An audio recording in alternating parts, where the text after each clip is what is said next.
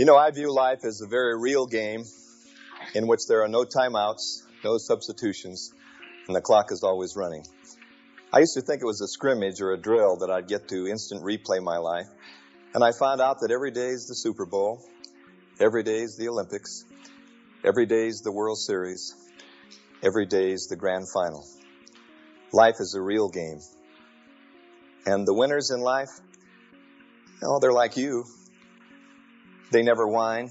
They come in fourth exhausted but exhilarated because they came in fifth last time. Winners treat animals like people, and people like brothers and sisters. Losers criticize everyone and bring them down to their miserable level because misery loves company.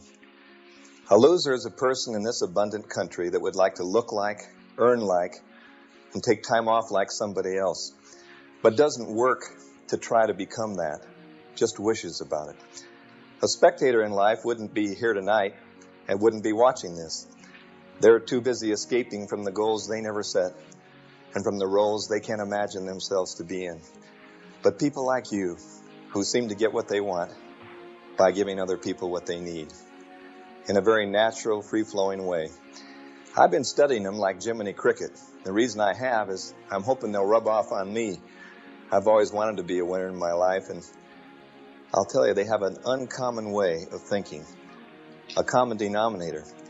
I used to think winning was in the talent, but the world's full of talented losers. I used to think winning was in the education, so I lined my den with diplomas, unable to relate to people. Winning is on the street. School is never out for the professional. You keep on learning. I thought winning was in the way you looked, but I found out that people that didn't look too good ended up being great. I thought it was a gifted birth, but I found out so many people had a lot going in, they took nothing out. Some people had nothing going in, they took everything out. I found out that winning was all in the attitude. It's all in how you look at it.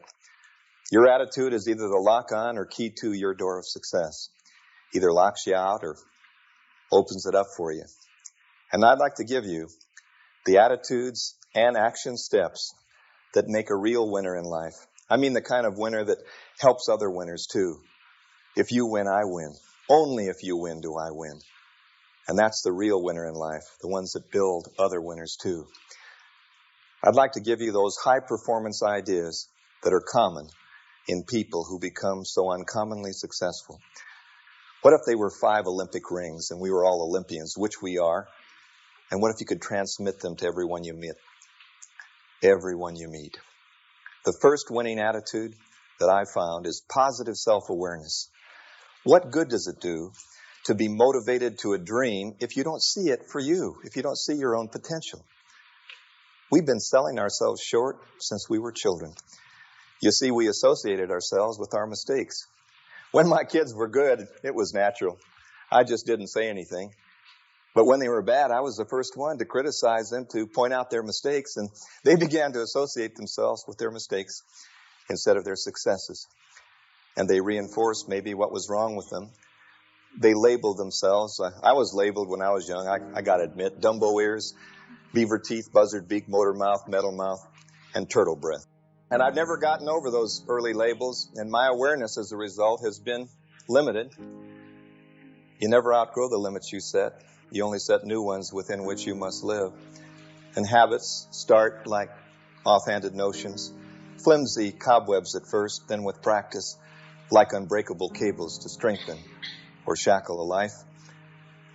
The limits of the human are self-imposed. I've been to the UCLA Brain Institute, and I can tell you for sure, the human mind, in the ability to create a new place to grow, to imagine, to remember, to make things that never existed before, to lead a new life, to get out of the ghetto to greatness, is unlimited, only limited by our own vision of ourselves. But somewhere along the way, we put the lid on ourselves and self-limited. I've decided to blow the lid off finally and get some positive self-awareness. I ask myself the question, if it weren't for time and money and circumstance, what would I be? Are you kidding? I'd be terrific. But I don't have the time. I was a veteran and served in the war, and I went to school a lot, and my dad was a warehouseman. If it weren't for the money, if I had the money. We were born poor like you were, and first thing you know, I never saw any money for us. I went into education to seal my fate, make sure I never earned any of that stuff, but I couldn't see it for me. If it weren't for my circumstance, are you kidding? I'm a Gemini. My dad was a warehouseman. I was the middle child, caught in the sandwich. I know a guy that didn't make it because he was the only child, no feedback. I know somebody that didn't make it because they were the youngest child, only got hand-me-downs, second hand.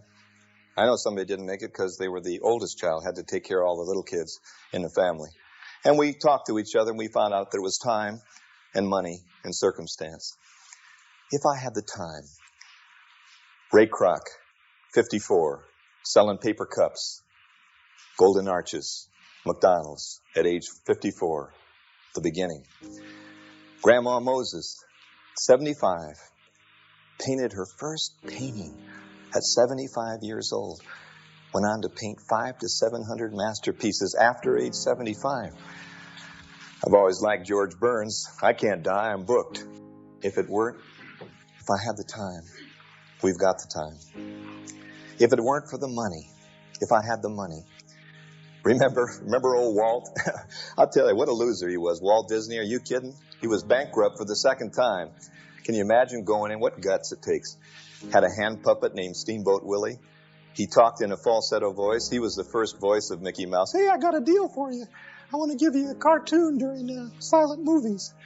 Get out of here, Walt. Another one of them crazy ideas. He believed in his dream when he only had a dream to hang on to. He was as successful when he was broke with a hand puppet as he was when Disneyland and Disney World opened. It's just that money flows to great ideas and to persistence.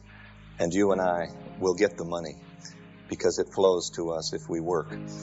If it weren't for my circumstance, I think of a woman in history, middle-aged, Midwest, garment district of the United States, went down with her husband to the kibbutz, and they had marital problems and were divorced, and bun on the back, roll down hose. Not so beautiful on the outside, but oh, how brilliant and beautiful on the inside was Golda Meir, one of the great woman prime ministers of the world. Grandma with a bun and roll down hose, if it weren't for my circumstance. You and I have that, and that's what positive self-awareness is all about. Not seeing the limits and understanding that we are self-limiting. Now that you understand just how critical self-awareness is to the psychology of winning, what can you do in your daily life to become more aware of yourself and of your potential? Let me suggest some action steps you can take right now that will help put you on the road to positive self-awareness. Begin by seeing yourself through others' eyes. Ask yourself these questions. How would I like to be married to me? How would I like a partner like me? Would I like a parent like me? Or a manager like me? Or a child like me? Or even an employee like me? Secondly, evaluate important information. When you read or hear something that impresses you, check out the validity of the statements. Find out how accurate they really are. And in doing so, get input from experts who really know the score. Next, break your daily routine. Try going to work another way. Cut down on television watching and increase your reading. Make new friends with different interests, or start a new hobby, or even a community service project.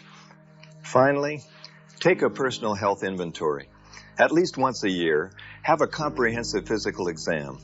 Review the lifestyles of your parents and grandparents, and try to break any similar patterns in your life that could harm your health.